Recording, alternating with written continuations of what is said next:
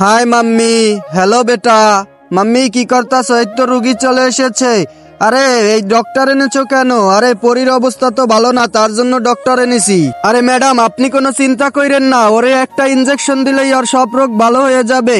বাবা আমি ইনজেকশন দেব না, তুমি কিছু করো। কিচ্ছু করার নাই মামুনি, তোমাকে তো ইনজেকশন দিতেই হবে।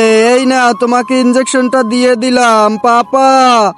এই ডক্টর দাঁড়া, তুই কোথায় যাচ্ছিস? আজকে তো তোর খবর আছে। আরে তুই এই জায়গায় একা কি করিস? আমি একা না, আমার বাবাও চলে এসেছে। এই দেখো বন্ধুরা, এরপর কি হয়েছে সেটি দেখার আগে এই বক্সের ভিতর পৃথিবীর সবচেয়ে মূল্যবান জিনিস আছে। যদি আপনি দেখতে চান তাহলে লাইক সাবস্ক্রাইব করে দিবেন।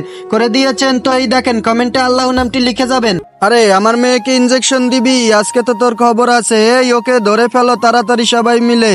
এবার ইনজেকশনটা নিয়ে আসো, আমি ওকে নিজের হাতে ওর পাছায় ইনজেকশন মেরে দিব। বাবা তাড়াতাড়ি করে ইনজেকশনটা দিয়ে দাও। আচ্ছা পরি তুমি চোখটা বুঝে ধরো। এই নে ইনজেকশন দিয়ে দিলাম।